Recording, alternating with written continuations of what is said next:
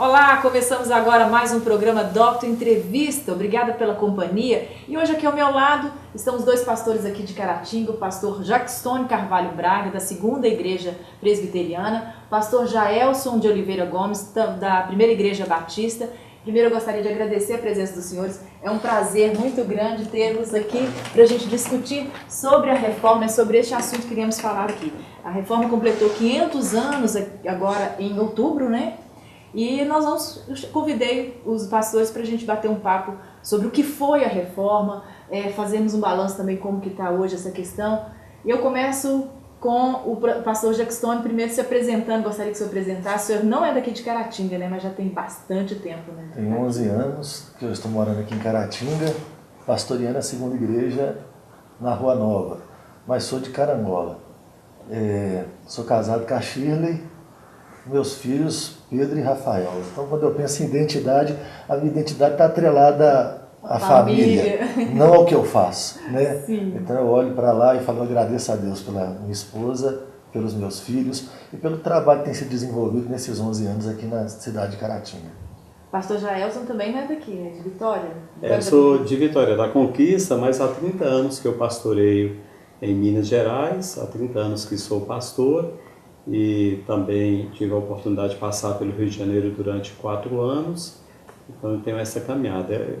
Pela misericórdia de Deus, já estou pastoreando há 6 anos e meio a Primeira Igreja Batista aqui de Caratinga, também na Rua Nova, somos ali vizinhos e Deus tem nos abençoado ricamente.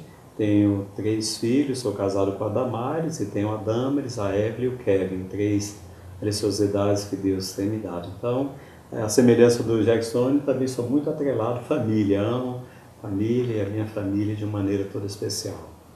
Bom, para a gente começar o bate-papo, eu gostaria poder começar com qualquer um dos dois, né, falando sobre o que foi essa reforma, o que foi esse movimento, né, para as pessoas que estão em casa que às vezes não conhecem a história. Quem começa? Então, a reforma. O chefe mandou, eu antes da gente entender a reforma, você tem que entender o tempo da reforma. Uhum. Como é que o mundo de Lutero era? O mundo de Lutero, ele se relacionava com o céu como o nosso mundo não se relaciona. Quando eu falo de céu, eu não estou falando desse céu azul que você olha para cima. Eu falo de eternidade. Se pensava muito na vida após a morte.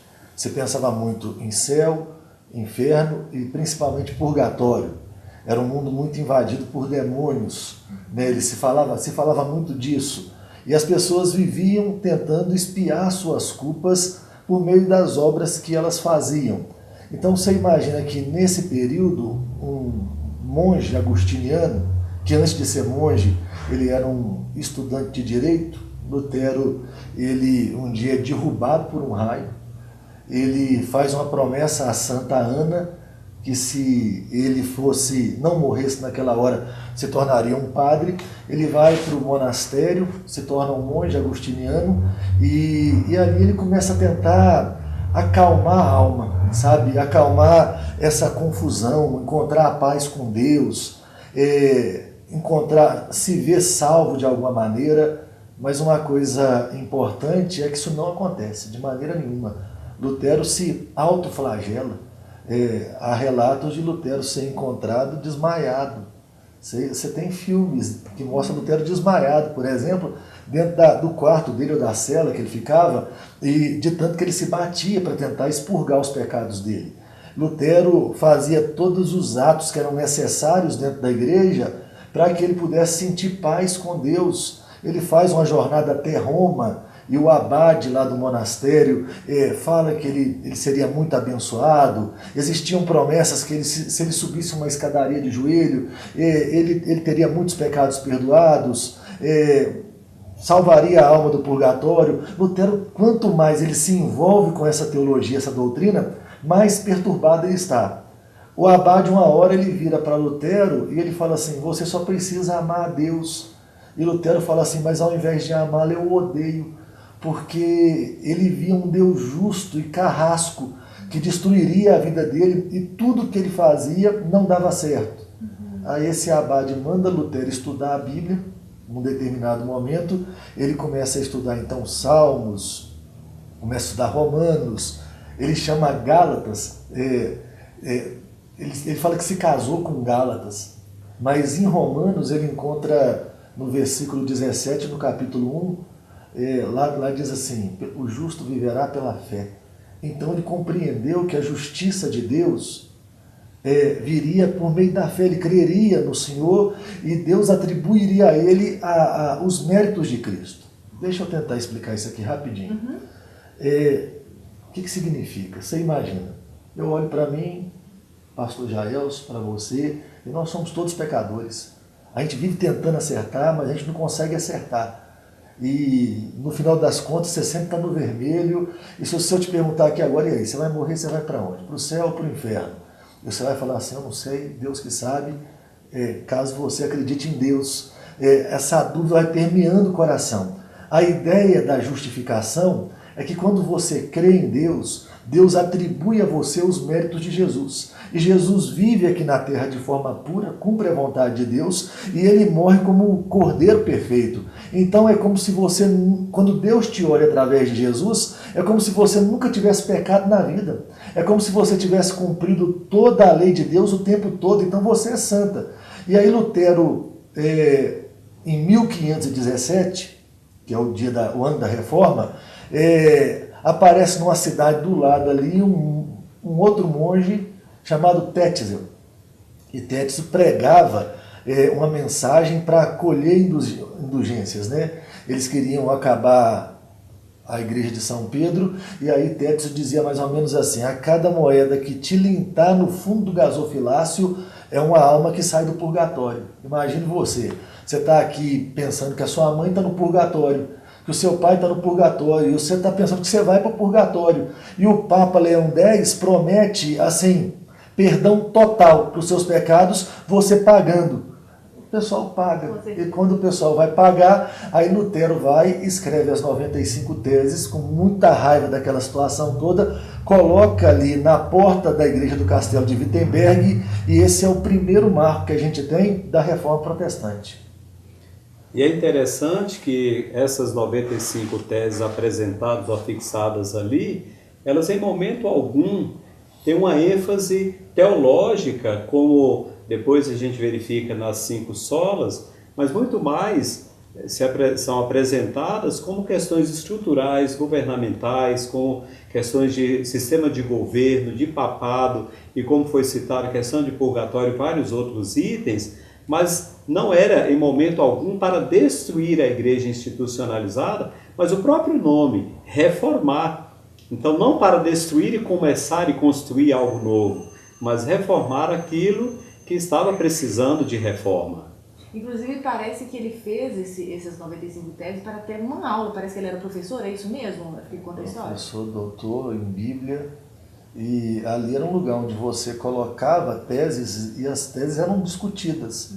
Né? As pessoas liam ali e debatiam. Então, é claro que ele quer reformar a igreja, mas pensar em reforma e atribuí-la só a Lutero também é uma coisa muito complexa.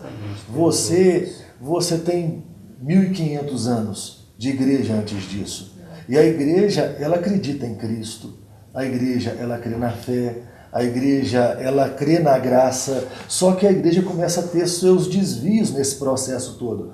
Apesar dela não entender que é só a fé, que é só a graça, que é só Cristo, ela entende que é a fé e que é a tradição da igreja. Então, existem o que a gente chama também de pré-reformadores, homens que pregaram o que Lutero pregava, que diziam a mensagem que Lutero estava dizendo e que morreram. Como Hus, por exemplo, né?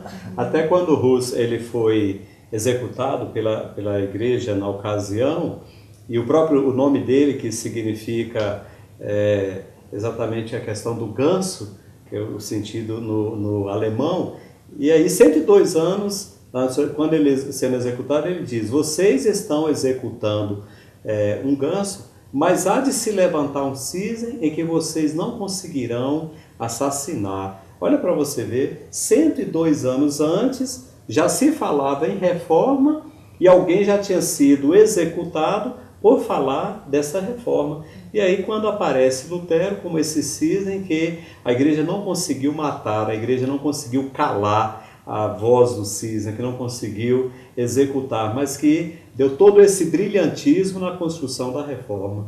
A reforma também é um movimento político, né, naquela época. Né?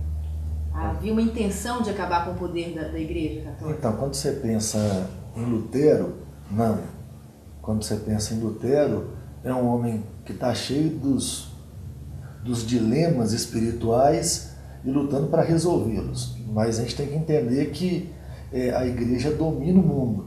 E é claro que os príncipes ao redor começam a ver no discurso de Lutero agora uma oportunidade. Então é claro que ela tem um cunho político naquela hora muito poderoso.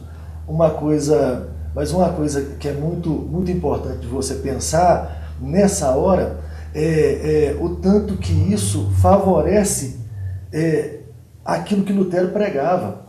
Porque pessoas muito poderosas começam a ficar do lado dele e ele que se torna um fora da lei. Existe uma dieta que é a dieta de Worms, 1521.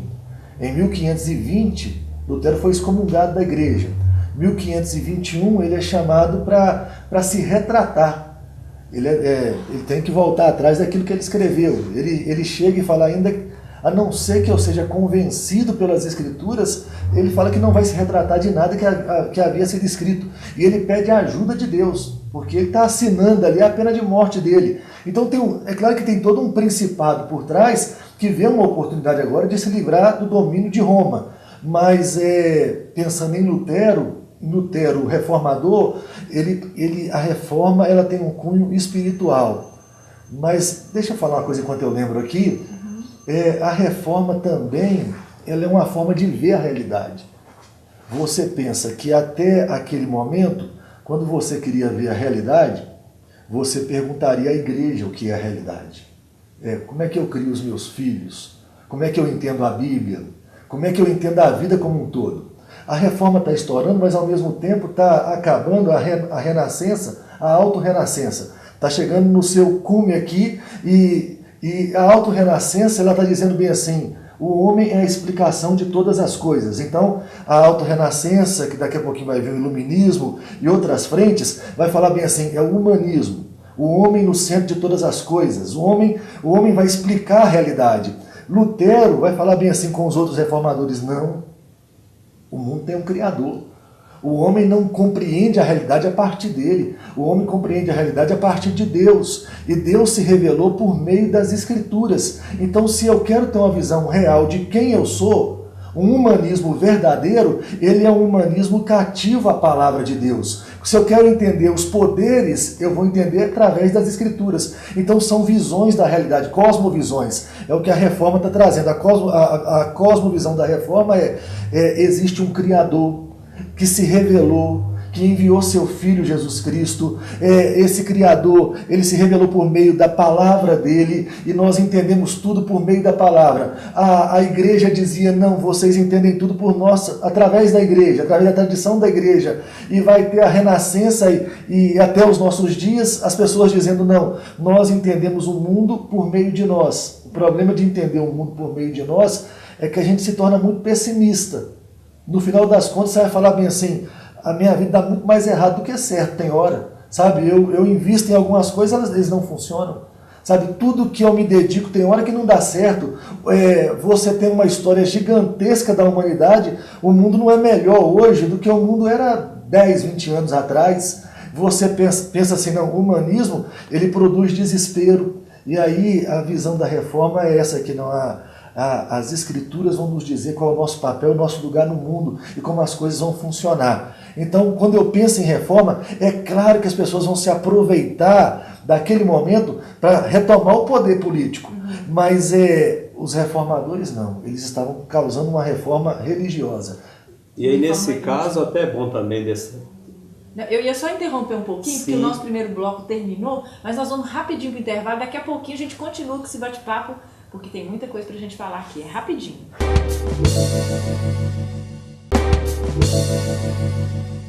Muito bem, estamos de volta com o programa Docto Entrevista. Eu estou aqui com o pastor Jaelso, o pastor Jackson aqui de Caratinga. Todos os dois estão falando sobre a reforma. E eu acabei interrompendo o senhor no primeiro bloco, porque o nosso tempo tinha terminado. Eu gostaria que o senhor continuasse o que o senhor estava falando. Nós estávamos fazendo um paralelo, né, que houve na reforma também por trás, não de Martim Lutero, mas uma questão política envolvida. E o senhor ia falar justamente sobre a questão social.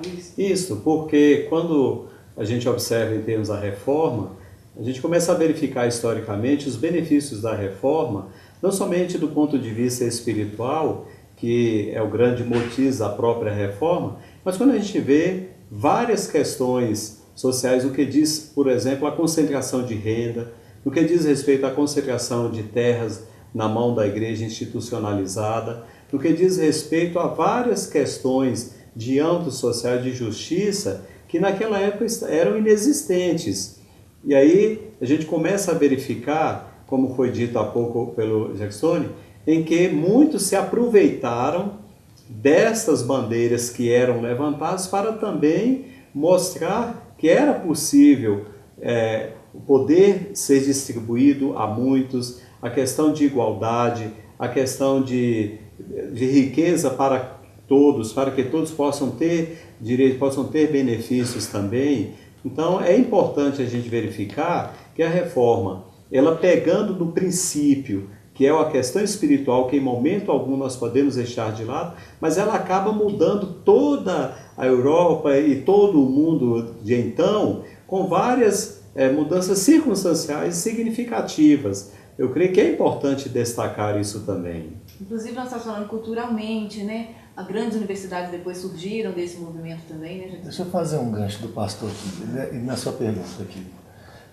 Você imagina que Lutero vai traduzir a Bíblia, que até então é no latim, para o alemão. Você imagina que até então, os padres eram quem liam a Bíblia, interpretavam e davam significado para o povo. Agora traduz a Bíblia para a língua do povo, para a língua do coração.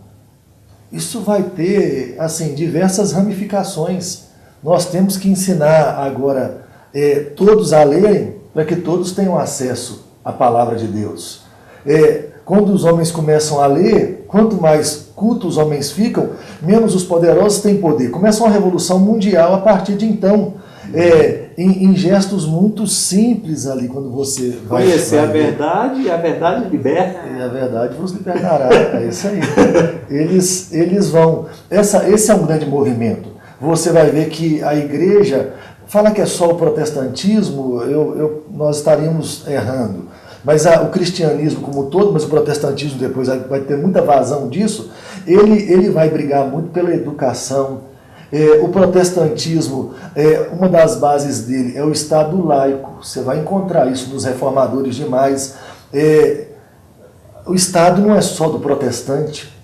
Você vai ter lugares onde o país começa a ser protestante, mas eles entendem que os católicos tinham direito a culto, os católicos eles tinham direitos dentro daquela nação ali. Então os protestantes vão lutar pelo Estado laico, a ideia de que o Estado não tem religião, o Estado luta por todos. Lembrando que Estado laico não é Estado ateu. Ateu é contra Deus. Estado laico não existe uma religião que domine o Estado. Né? Quem domina o Estado tem seus governantes. Mas é interessante você pensar também que a partir de então, esses homens, eles vão governar e eles vão entender todas as realidades pelas Escrituras. Você já pensou no valor que é o homem? Aí a Bíblia fala que nós fomos criados à imagem e semelhança de Deus. Isso te atribui um valor gigante. Isso atribui às suas construções um valor gigante. As duas visões que vão se contrapor, que é a visão da reforma e essa visão humanista, como o homem no centro de todas as coisas, as duas valorizam a natureza. O que eu quero dizer com isso? Você imagina que há uma pintura antes da Renascença e antes da Reforma Protestante, que só as coisas espirituais são retratadas. A natureza, ela não é retratada direito, a beleza não é retratada direito. Agora as duas viram e falam assim, a natureza foi criada por Deus, o homem foi criado por Deus, então ele é importante, ele deve ser estudado. sabe? A gente tem que... a ciência é valorizada a partir disso, a criação é valorizada, só que você pega a reforma protestante e fala, existe um Deus. O humanismo fala, não existe um homem. E aí você começa a ter crises no humanismo a partir disso, e a reforma trazendo respostas que, na minha compreensão, elas são mais claras a todas as realidades, quando você pensa nisso. Inclusive, a valorização da mulher, que até então era considerada à margem, e podemos ver historicamente que muitas mulheres também contribuíram e cooperaram nesse processo de valorização do indivíduo, valorização da sociedade, valorização do casamento, da família, em que era legado a segundo plano. Então, esse aspecto de mudanças estruturais, mudanças políticas, mudanças espirituais, a reforma ela deu uma grande contribuição, um grande avanço à própria tecnologia como um todo, graças a essa visão de que o homem é um ser completo, é um ser espiritual, é um ser material, como foi dito aqui, criado à imagem e semelhança de Deus. Então, resgatando a verdadeira natureza do homem, a natureza divina presente no humano. E quer ver uma coisa importante? O nosso sistema de democracia. Entenda que nós estamos falando de monarquias. Você vai ter uma segunda geração de reformadores, um deles é John Knox. Ele volta para a Escócia e ele vai criar um sistema de governo chamado presbiteriano. O que era isso? Elegia-se representantes que eram presbíteros para governar. Nós estamos falando de igreja, mas ao mesmo tempo, olha o nosso sistema agora democrático, onde nós elegemos representantes democraticamente e eles passam a governar. Deixa o sistema monárquico e passa então a influência da democracia. Você vê uma construção a partir de um movimento religioso, a construção da sociedade como a gente conhece e admira. Quando você falou em educação, você começou a falar em faculdade, você pega Estados Unidos, Harvard, Yale e tantas outras faculdades criadas por protestantes. Aqui no Brasil, você tem em São Paulo a terceira ou a quarta maior da América Latina, o Mackenzie, que é missionários protestantes presbiterianos que vêm para cá e vão criar uma faculdade do lado de várias igrejas protestantes. Como você pega em Belo Horizonte mesmo, né, o aglomerado em termos do Colégio Batista, a Rede Batista de Educação, pegando aí mais de 6 mil alunos em várias unidades, também pegando desse princípio, desse viés do protestantismo. De educar e de ensinar, né? Exatamente, valorizar a educação, o ser humano, para que ele, conhecendo, ele possa aprender, ele possa cada vez mais conhecer e se inteirar, não só com a palavra, mas a educação em todos os âmbitos. Claro. Olha só, esse tema é muito rico, nós não vamos conseguir falar sobre tudo que nós gostaríamos nesse programa, então nós vamos fazer um outro programa na próxima semana continuando esse assunto da reforma, mas para finalizar, nós temos só 3 minutinhos, eu gostaria que o senhor falasse da Semana Teológica, que aconteceu logo agora, né? Como que foi? Gostaria que o senhor fizesse um relato rapidinho para a gente. Eu gostaria de agradecer a Docton TV e toda a rede que deu um apoio assim, espetacular para todos nós, inclusive um dos oradores está aqui presente, o Jacques Stone, além do Teodomiro também. Nós tivemos o Lung, que veio lá de Teoflotone, que trouxe uma reflexão muito interessante, como também o Marco Antônio, tive a oportunidade de participar também, e o professor Américo, que foi espetacular, dirigindo a nossa mesa e trazendo reflexões. Então foi um grande marco na nossa história, a nossa terceira Semana Teológica, em que professores, alunos, a direção, chegamos à conclusão que seria muito bom valorizar esses 500 anos da Reforma, trazendo essas reflexões. E na Semana Teológica, que foi o nosso tema, depois de 500 anos da Reforma Protestante, precisamos de outra reforma? Essa é uma pergunta que vai ecoar durante muito tempo. Eu creio que 501 anos da Reforma, 502, vamos precisar? E nós chegamos à conclusão que, na verdade, não se trata de uma nova reforma, mas trata-se de estarmos sempre refletindo nossos princípios e nossos valores, e com isso, buscando sempre na palavra de Deus os princípios básicos de que só Jesus Cristo salva. A Bíblia é a palavra de Deus, toda a Escritura é revelação de Deus para nós. Nós somos salvos por meio da fé, isso não vem de nós, é pela graça que nós somos salvos. E a Deus toda honra e toda glória. Então eu creio que a nossa faculdade foi muito feliz em trazer essa reflexão. Concorda, meu colega? Mas Como foi a sua experiência? foi muito boa. Foi. O senhor falou sobre? Falei sobre sola escritura. E nós vamos falar no próximo programa, né? Esclarecer porque não vai dar tempo. Então eu deixo aí o último minuto para você fazer essas considerações finais desse programa. Bom, eu penso que o mundo ainda precisa dessa reforma. Ele está um caos. Se a gente parar para olhar, ele não melhorou depois de 500 anos. E a gente precisa retomar esses conceitos e reformular a gente, sabe? Trazer uma reforma para o nosso coração para ver se a sociedade muda e melhora. Então eu penso que a reforma continua. Exato.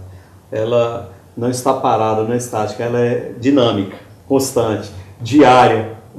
Pois é, sobre os desdobramentos da reforma, com relação também às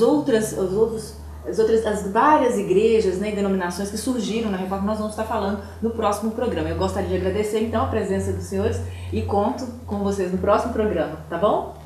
E a gente se vê então no próximo Doctor Entrevista. Até lá!